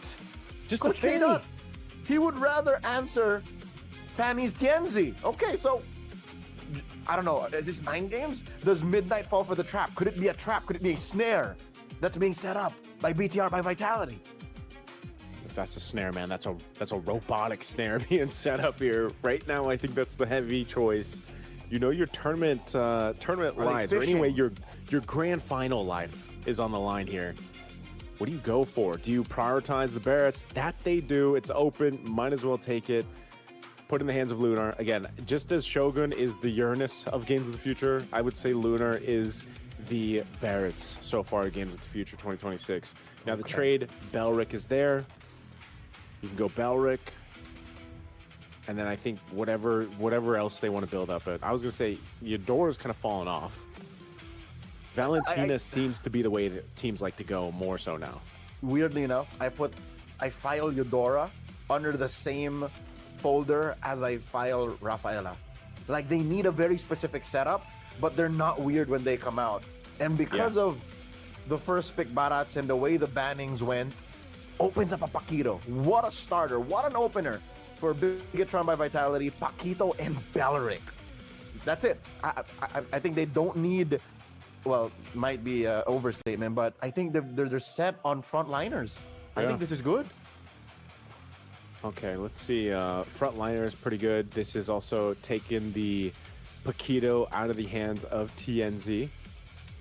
I don't know, man. I don't know what else TNZ might play here, but there is still that Harley. Okay, he's going to go in the Nolan. I was going to say, I don't want to see the Harley, but the Nolan makes better sense. And you get the Matilda. This is scary, man. If you're Aurora Gaming, that's sweet, by the way. We love those skins. We love the people that play together, stay together, right? So you have Matilda and you have Barretts. That's deadly enough because now your dinosaur is flying, man. He already flies enough with a flicker. Now you got the guiding wind to help that out and make this setup for Nolan. We've already seen this, I feel like 100 times, Leo. Daytona's welcome, perfectly set up, boom, Nolan burst. Yep. And then you get out. Even without the whole Barats moving over to a major league XP laner, even as a jungler, he was always, accompanied by Matilda. So that was always a combo. Circling Eagle, Detna's welcome was lethal years back. So here's BTR, not changing too much of the formula. It worked wonders in game number 2. That's why we're here in game number 3. Moreno's Novaria. You know what? That buff was minuscule, all right? It was literally just a little tweak on numbers, but I guess the kit just really fits the Maestro's playstyle. And again, the whole team. Yeah, it feels kind of weird that Novaria has slowly crept up, not entire. I wouldn't say she's like full meta. It's more so just like Bigatron by Vitality that's really running with it. We'll see if that pops up in the matches tomorrow, but I think it's enough to work, right? I think we kind of, because she fell off the meta for quite some time, you forget that, the Astral Echo is actually pretty valuable. Gives you some vision, gives you some little extra hitboxes to work with. Her Shatter, still pretty good. The fact that she can kind of be safe enough in this current meta by playing from afar is also an upper hand. So the mid lane has kind of gone through that switch up that we were asking for a bit, but it's these solid choices that come through. The Valentina, the Vexana now, the Novaria, but it's changed, right? Because of some of the nerfs that went out too. There are going to be some bans going out here for Aurora Gaming's mid laner for Rosa to choose from. You've got that Selena now being banned out. I don't know if Rosa still wants to take Valentina? Still open, weirdly enough. Ults to steal as of the moment. Wrath of the Dryads. Maybe an Astro Echoes. There's the Claude. Again, I was 50-50 on the Claude being the pick for Siggy Boom, but Coach K. Dot makes that decision for them.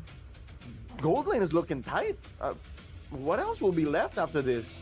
One more ban? Will we go back to the likes of Granger, Moskov? Where will we get Moskov has been just non-existent, huh? Okay, so like Baxia. Oh, Baxia. Baxia last ban. Are they foreseeing a utility jungle skew for BTR? Potentially. I'm not really quite sure on the Baxia ban because Again, the Paquito's still flex, right? That's kind of what we're expecting here. They can just as easily Esmeralda red 4, right? Yeah. To deny it the answer to the Paquito, and then, you know, because Aurora can still go Esmeralda gold laner.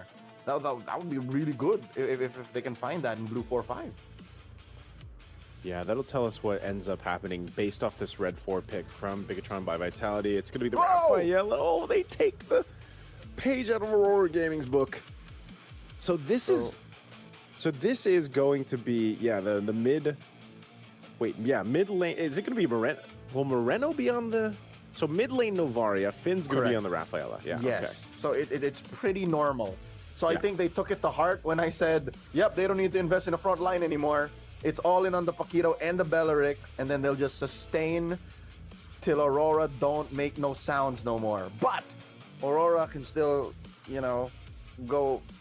I don't know if Esmeralda's good anymore because you're gonna get kited to death. Well, I guess maybe that's why they have the Matilda. You know, So they can might kite back. help. Yeah. Whoa! Oh, no, not this combo, Leo.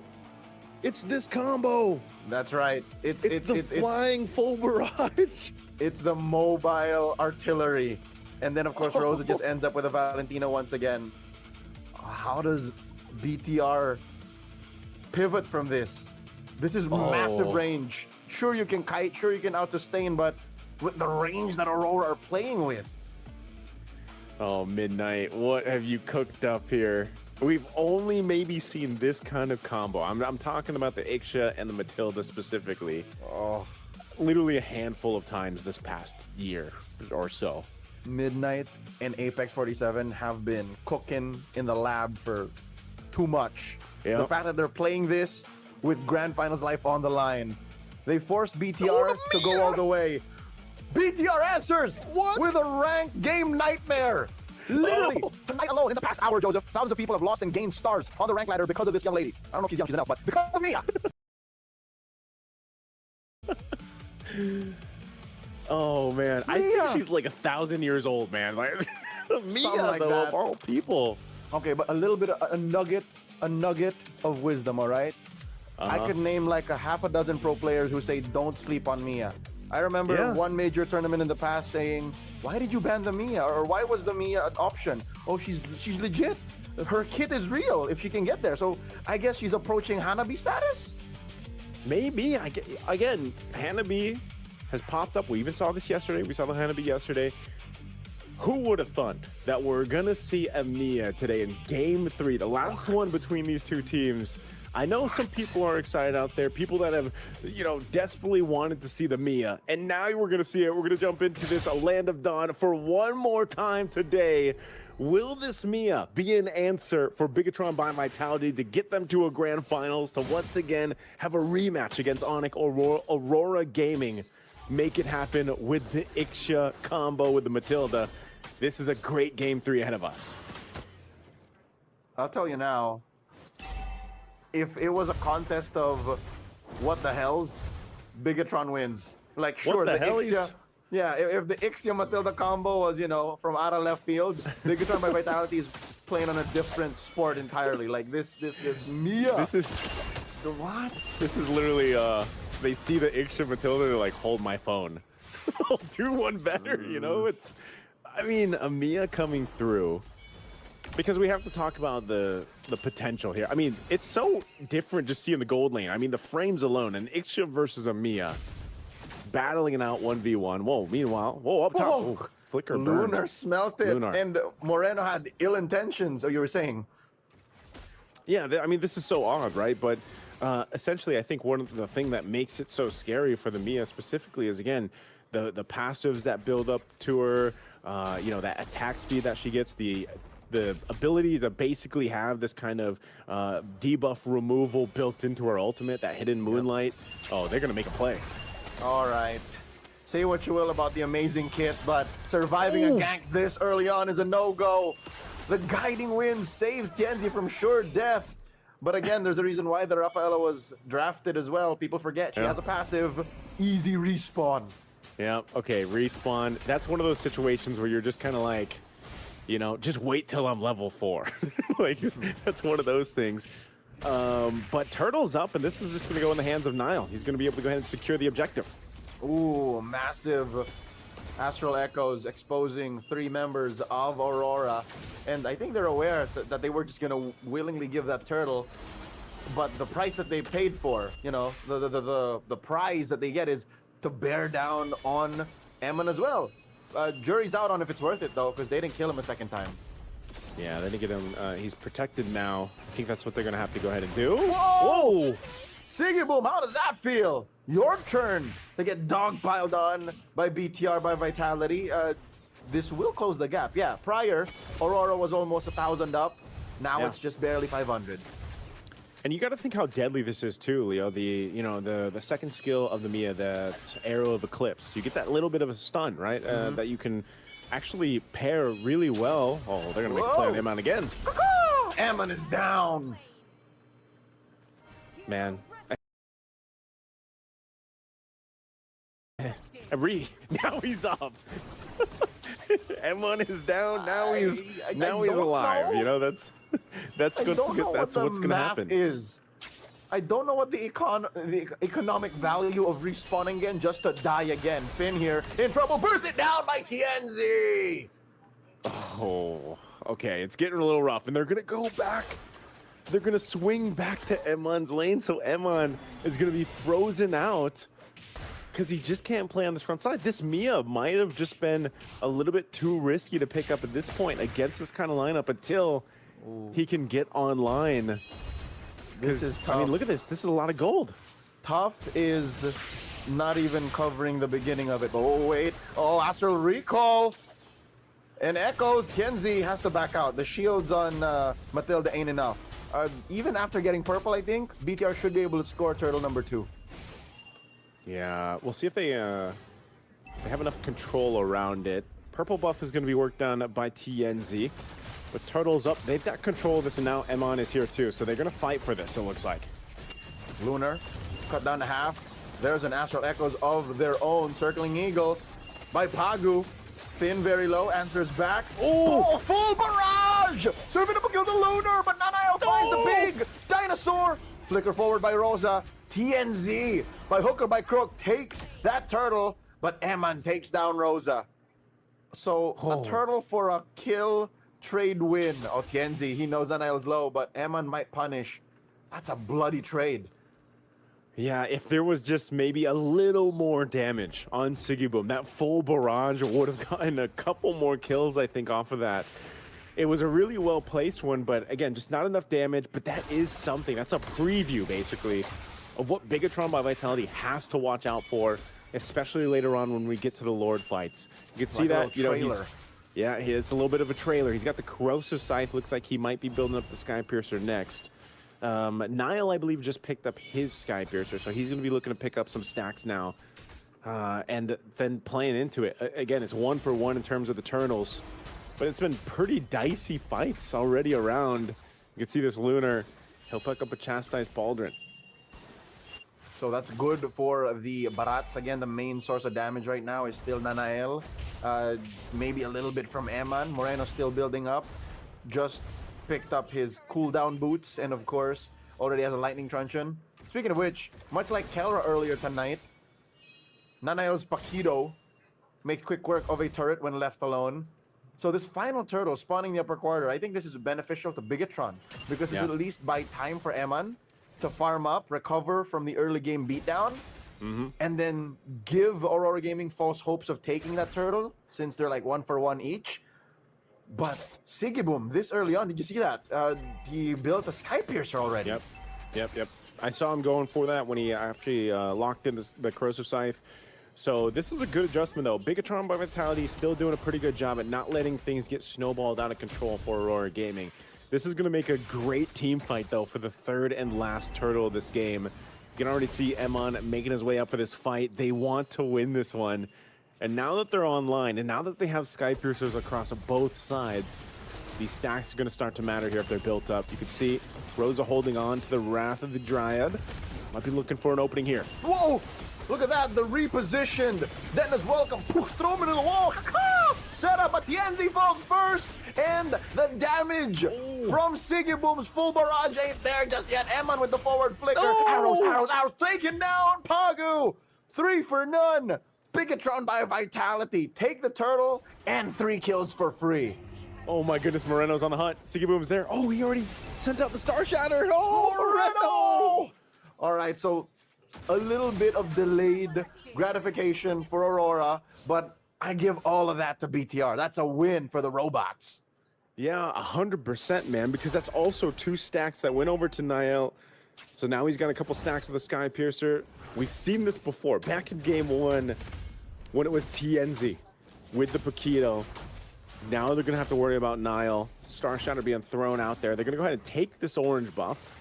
So they've got that. Purple is secured by TNZ. Now we have to see how Aurora Gaming wants to make some adjustments across from this, because they're starting to fall behind a little bit. They maintained a gold lead earlier on. Now they're the ones trying to work from behind. And this is also where Emon, I feel like after, you know, the first, 5 minutes or so, where he was just punished for just picking a Mia and not having a level 4 burning flickers. Now he's able to go ahead and actually pop off here a bit. Even more so if this game extends when he gets his, you know, Trinity of items locked in. 8.5 minutes in, I think it's official. E-Man has been emancipated. He can now go around the map threatening kills even more than Sigiboom with his Sky Piercer, which has maybe 0 stacks. Something tells me something closer to like 1 stack or 17 stacks, something like that, because he died and he got a kill and then he's fine now, but that's basically 0. This is Lunar setting it up. Then as well, come on to nothing. Shogun just sidestepped that. Bigatron by Vitality, they know that they have to finish now. The mid-game to early game, late game power spike is real, because once Sigiboom comes online, like for reals, after this whole little, you know, pre-15-minute puberty stage for the Ixia, this is where BTR lives. Okay. So he's still working on it. I think he's quite delayed. I wonder what the gold difference is between, okay, on cue, good call there. You can see the difference. It's just 600, oh no. Sorry, it's just 1,000 gold. Well, that's quite a bit in terms of what Emon's dealt with, and that's why they just blitz this Lord, man. Very quick work. Emon's online. No doubt. Emon has been online as soon as Aurora Gaming kind of alleviated the pressure on his neck at the 6 or 7 minute mark. So now, BTR by Vitality knows that they have to make the most of this downtime from Aurora Gaming. Aurora Gaming are... I don't know if they know that they have to hold it down. If they have to like force it to the 15, 16 minute mark without losing too much, because that's where I foresee them actually getting a dub. Oh no, Lunar's trapped. Trouble. Lunar's trapped. Okay, he's got the turret at least. Oh, they're gonna pressure this? Fine. Okay, no. Okay, they just get the turret. I didn't know if they were actually gonna go and try to follow through off of that in between both turrets, but they stayed disciplined.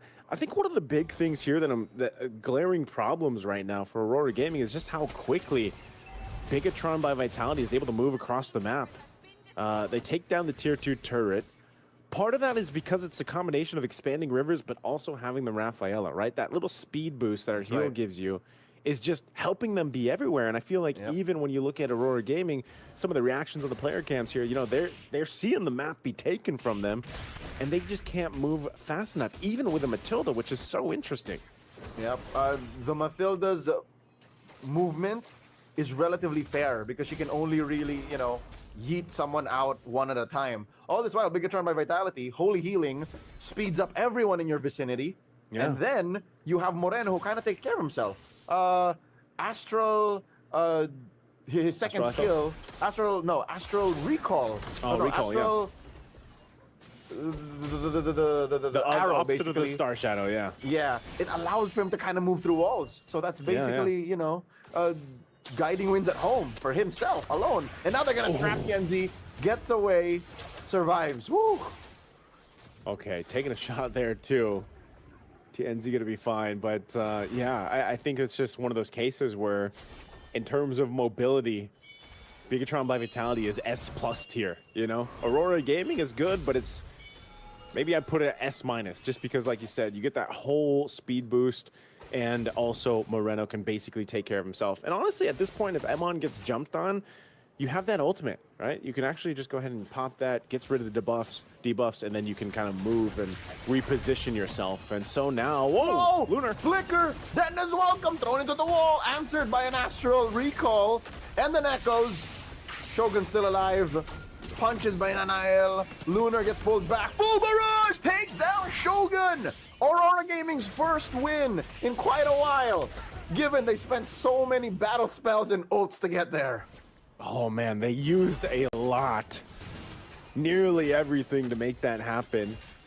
They've still got some room to breathe here, but because of the respawn, they're just full forced against Bigatron by Vitality, half health on the Lord.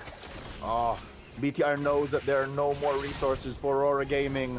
That's why they go blitz the Lord. Nanael knocks it out, puts a jersey on that Lord. Second time this game.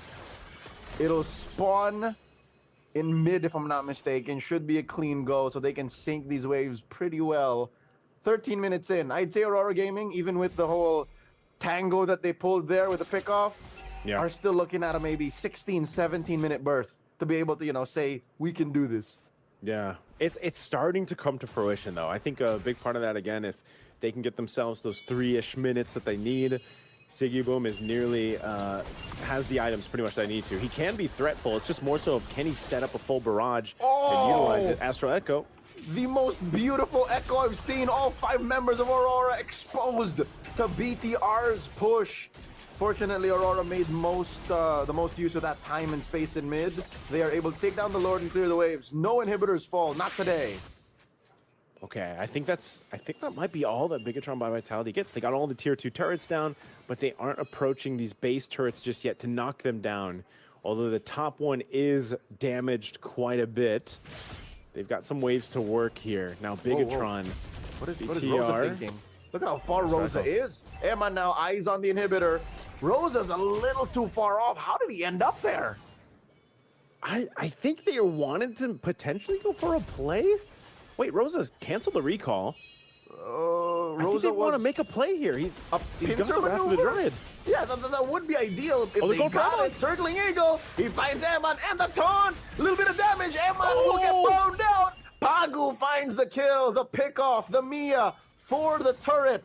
Joseph, I don't know if that's worth it. Oh man, I mean, I thought he was just gonna recall, but then I guess he got the signal to go ahead and try to catch Emon. He had the Wrath of the Dryad. They do that. So Aurora Gaming takes a bit of a risk there. They lost their top base turret. Lord's gonna be spawning in about 50 seconds. Opposite of the opened up lane of Aurora Gaming's base. Ooh, that is tough, man. That is tough. Okay, just doing a little bit of math. If it wasn't in the long lane, might have been worth it. But for Bigatron by Vitality, this feels nothing but just a speed bump. They haven't lost their lead. The map is clearly red. I'd say Aurora still needs to look at that 16, 17-minute timer. Sigiboom currently is sitting on, just one more item. What is that, a DHS? Yeah, maybe. Maybe if he goes to DHS. I don't know. Is he just going to be completely glass cannon? Is that just because you have a Matilda here? Oh, yeah, DHS. DHS is locked in.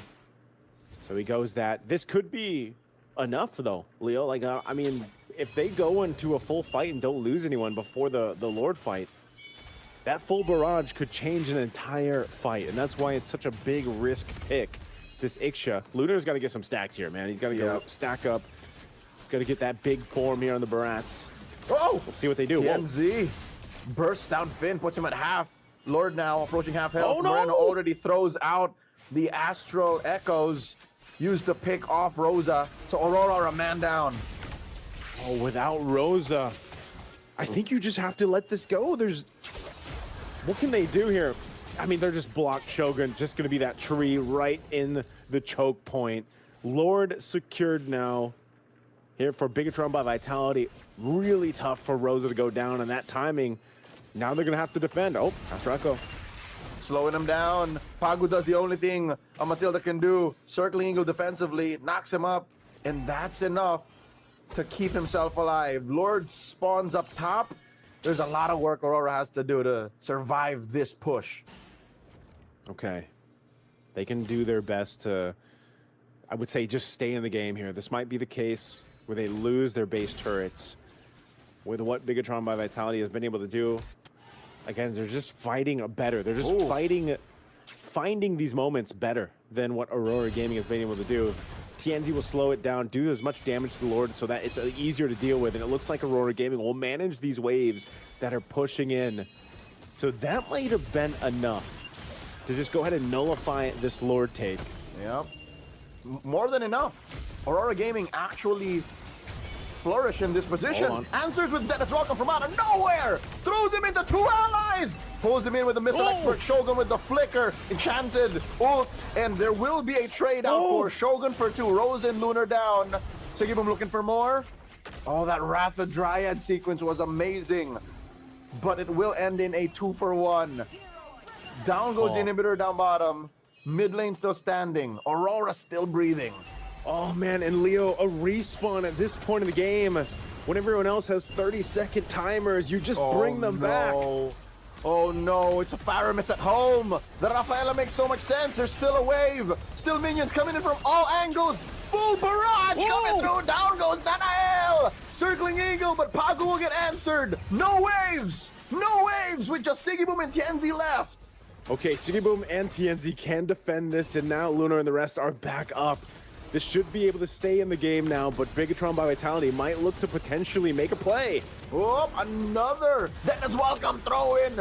Shogun into the wall. Shogun, no one home for the Wrath of the Dryad. Down he goes. Recall plus a Star Shatter into the face. Picks off Sigibum. They need Sigibum. I don't know if they can win without Sigibum. The freeze on a TNZ. The base is exposed. There's still minions.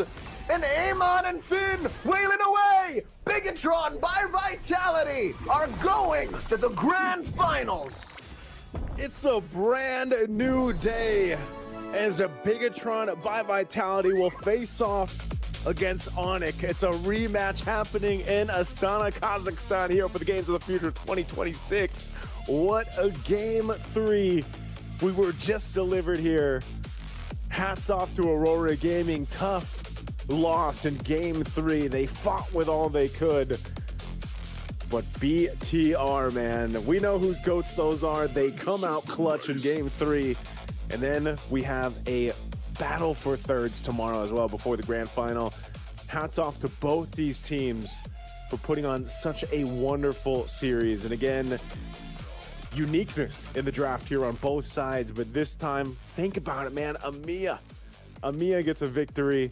And it was just great to see. Even the Ixia almost there towards the end, making things happen. Once again, everybody that tuned in with us over here on the caster desk for the semifinals, thank you for joining us for these 2 series. We still have a breakdown of the game and everything else. Let's throw it over to the panel before we end the day.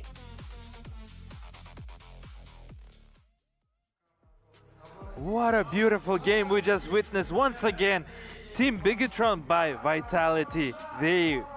They were one step close to get eliminated yesterday and today, and they pulled this off and they came back through once again.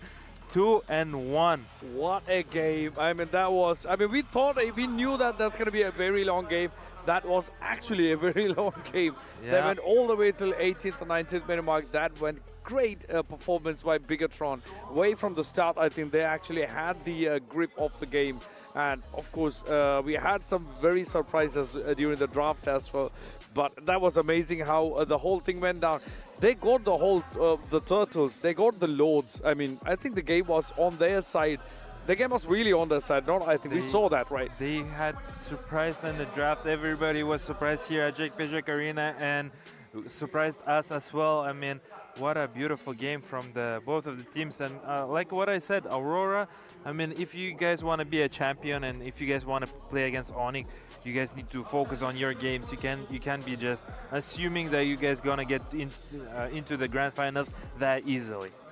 That's so true. I mean, finally, we have the teams who are ready for the finals. And we have it. Tomorrow, the finals, we have the team. We have the Onyx going against the Bigatron by Vitality. This is going to be an amazing one tomorrow, and we are really excited what happens. We got the highlights on the screen up now.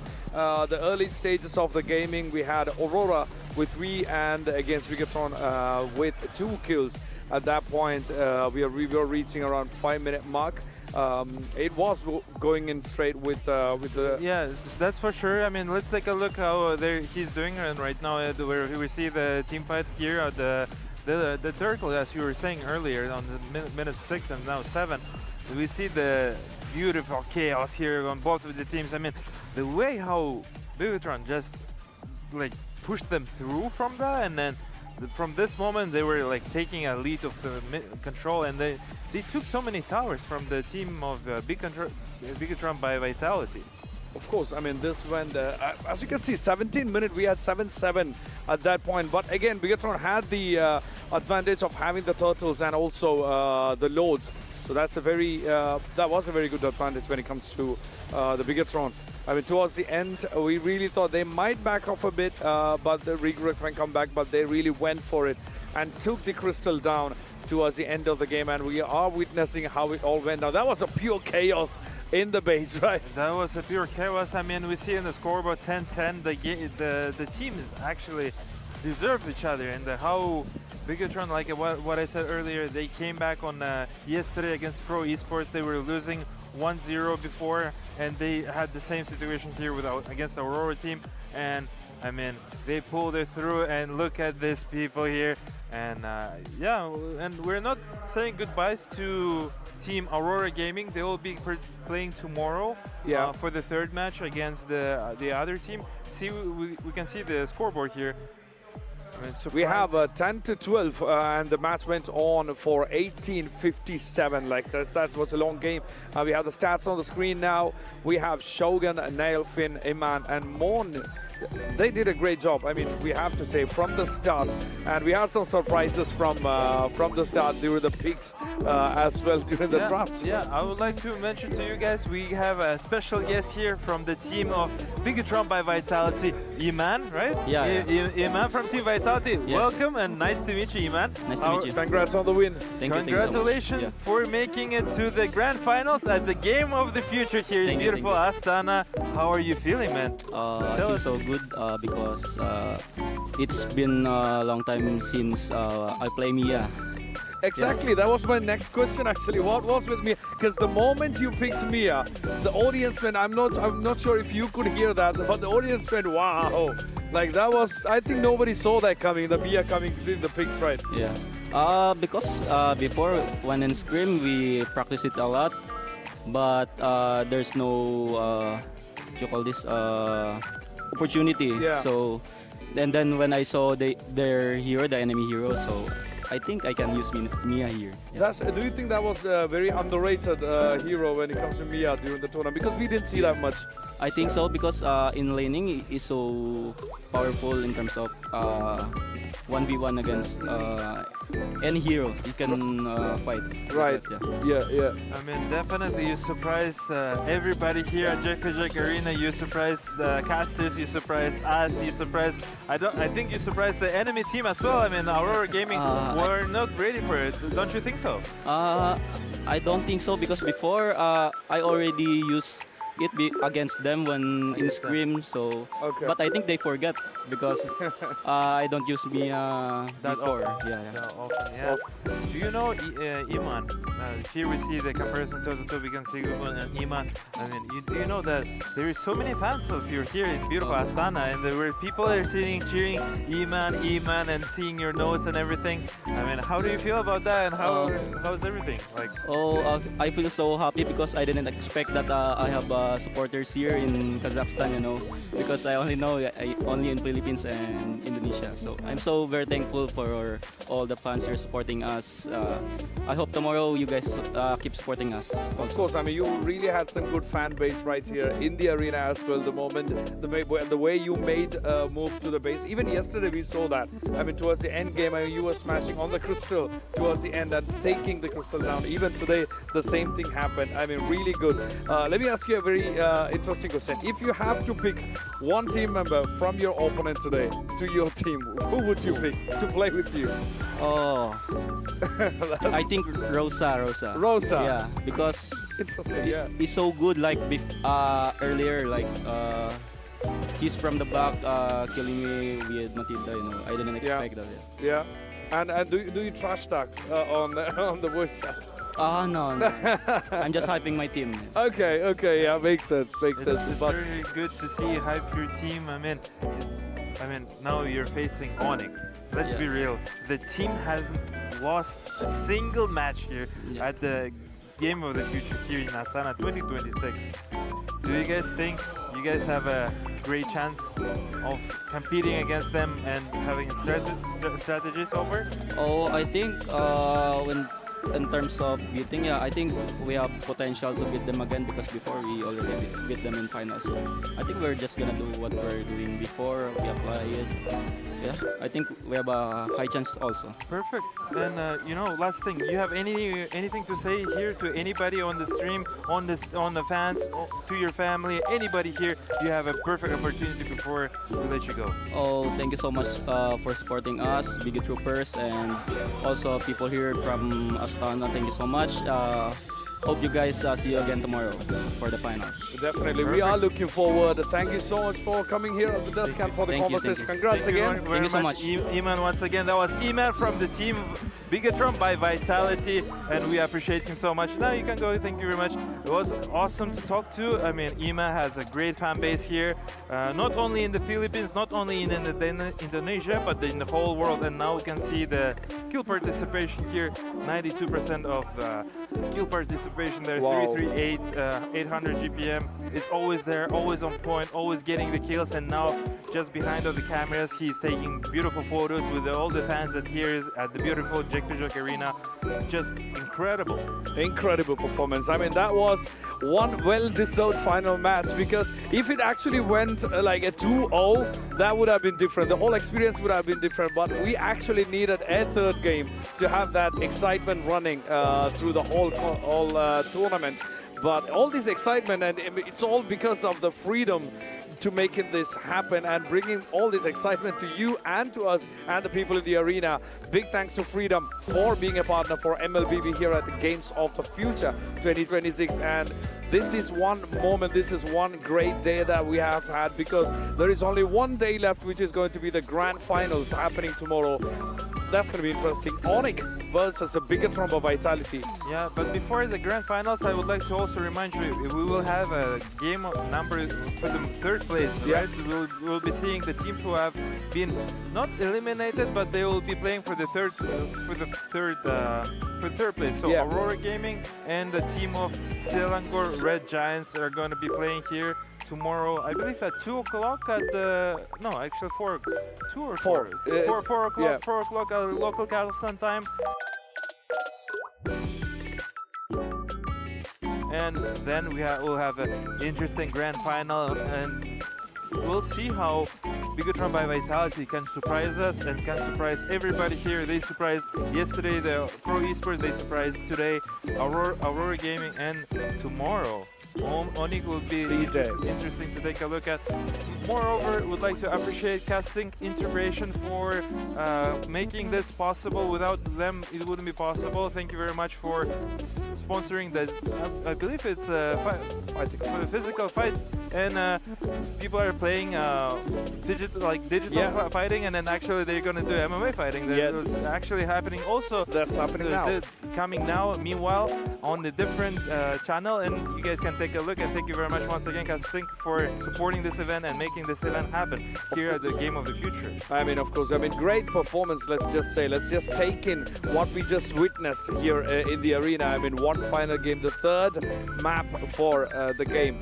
So that's going to be interesting to see how it turns out tomorrow. But make sure you check out the official website, because you've got all these details up on our website, all the schedules that Steel Borko just explained. Everything is on our official website. You have it right up on your screen. Go to astana2026.gofuture.game to get more details. But if you look into, let's jump into how actually the whole thing, there were a few moments actually in the last game where, I mean, there was a trade Turtle for a kill trade, which was done by TNC. I mean, he had to trade Rosa's kill for a turtle, but they tried it. I mean, they did try. They did try, and there was an awesome try and an awesome play from two of the teams. We would like to also appreciate all the teams here, and let's look at the bracket here. on.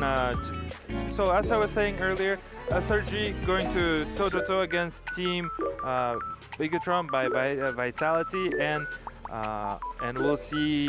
I mean Onyx. Sorry, the SRG is going to play against the Aurora for the third match. Yeah. What are you expecting? Who's going to be the third place? I really don't know. I mean, I'm really excited, to be honest. I can't even make out who's going to win because I really want to see. Even I think we all agreed on the fact that we really wanted to see that third map, right, in every game. Course. And but the difference between today and tomorrow and the rest of the matches plus the finals is that tomorrow it's going to be a best of 5 for the finals. So that's going to be a lot of maps that we'll be witnessing, right? Hopefully we get to see a lot of maps, and before the maps I would like to also see SRG against the Team Aurora, Aurora Gaming. Yeah. I mean, those teams, they are also, both of them are incredible. Yeah. It'll be an interesting match of the third place as well. I mean, they're gonna face each other. I believe Selangor, they still want to compete hard, and they got to be eliminated from Onyx. So it'd be an interesting grudge match, because Selangor actually won Team Aurora in the group stage before 2-0, and it'd be interesting if they can do the same here at the beautiful Jack Arena here at the Game of the Future. Exactly. I mean, we have to agree to the fact that tomorrow Bigatron is going to be facing the rating champions for Games of the Future. So I mean, we have the revised brackets up on the screen. You got the points. You have everything on the screen now. There is only one final day to go to find out who's going to win, and we have the interesting thing is that for the top 4, we have last year's champions and runner-ups in the top 4 now. 100%. Yeah, and it would be interesting to take a look because Aurora, they were excited to meet at the final Onyx, and they actually have failed to do so. Yeah. Now it would be different finals. As I was saying earlier, you can't really say that it's going to be copy-paste and get to expect those things, because games are the different, times is different, everything is different, and city is the different, countries is different, everything is different. So therefore, we'll definitely take a look at how the games will be played tomorrow. Exactly. I mean, Onyx is going to do their best. I mean, do their ultimate best to keep that championship in their pockets, in their homes. I mean, because they took the championship last year. This is their chance to take it again, 2 years in a row. And of course, Aurora, they did not actually get to the finals and not even get the second place at the moment because of the, unfortunately, they couldn't get to the finals. But they still have a chance to get that third. So we don't know yet, because we are seeing unexpected turnouts, we are seeing unexpected movements and stuff. But yeah, the last game was a blast, I would say. I mean, Nanail actually did really great. I mean, towards the end, the 2 load lanes, great work, and even the other teams as well. Everybody put their blood and sweat into it to get to the end. Of course, everybody gave their best. I mean, shout out to Aurora. They won the first game, and they thought it's going to be in the bag, but unfortunately isn't, because Bigatron by Vitality, they're not a slower team. They had the fight all across their time, and yeah, it's just an incredible game, and we'll get to see tomorrow. We'd like to appreciate the casters, the fans, the viewers, the background, everything here for an awesome day today. My name is Steel Borko, and I joined with Haiti. And any final words, Haiti? No, I think that's it. We are all waiting for tomorrow. I think all the fans are also waiting for tomorrow. But thank you so much for watching today. The semi-finals, we got finals and the third place deciding tomorrow. And we will see you guys again tomorrow for one final day of Mlbb. Thank you so much. Have a great evening.